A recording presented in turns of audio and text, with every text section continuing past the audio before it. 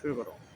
আসসালামু আলাইকুম প্রিয় ফেসবুকবাসী, যারা ফেসবুক চালান তাদেরকে আমি কিছু কথা বলার জন্য আবার পরে ভিডিওতে আসলাম। যেটা হলো আমার জীবন কাহিনী নিয়ে। আজকে আমার স্ত্রী চলে গিয়েছে ৩ মাস হচ্ছে টিকটকের কারণে।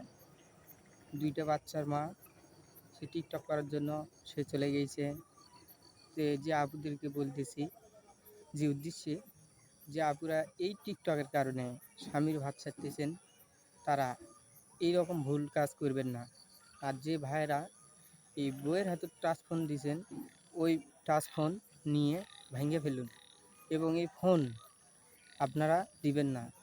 এই ফোন দিলে একটা নারী লোক খারাপ হয়ে যাবে, কিন্তু সব নারী খারাপ হবে না, কতগুলো ভালো হবে। তবে আমি যে কাহিনীটা বলতে চাই, এটা হলো মানুষের জীবনে অনেক কিছু হয়ে যায়, সেটা আমার জীবনে হয়ে গেছে। আশা করি যে আমার কাছ থেকে চলে গেছে, যাক, আশা করি সে যেন সুখে থাকে, শান্তি থাকে, তো সে যেন অনেক সুখ পায়, এটাই দোয়া করতেছি।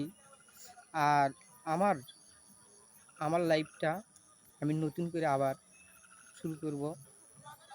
আমি দেখাবো আবার এই মাটিতে, বাংলার মাটিতে, যে আমি আবার নতুন করে ঘর সংসার করতে পারি কি না।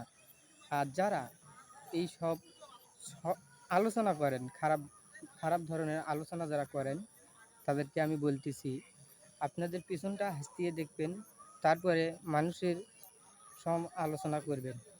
আশা করি যারা এই ভিডিওটা দেখবেন অবশ্যই লাইক এবং কমেন্ট এবং শেয়ার করবেন। আশা করি আমি একটা গরিব মানুষ, মানুষের বাড়িতে কাজ করে খাই, আমি সৎ পথে উপার্জন করি, আমি হারাম খাবার খাই না। এটাই কি আমার দোষ? আমি অসৎ পথে কামাই করলে বহু টাকা ইনকাম করতে পারতাম, বহু টাকার মালিক হইতে পারতাম। আজকে আমি গরিব। আজকে এই কারণে আমার বউ কাপড় চোপড়, খাওয়া ঠিক মতন দিতে পারিনি দেখে, সেই জন্য হয়তো টিকটকের কারণে চলে গিয়েছে। আশা করি ভালো থাকবেন, সুস্থ থাকবেন, এবং যারা এই ভিডিওটা দেখবেন তারা অবশ্যই লাইক এবং কমেন্ট শেয়ার করবেন। ইনশাল্লাহ। আসসালামু আলাইকুম ওয়া রাহমাতুল্লাহি ওয়া বারাকাতুহু।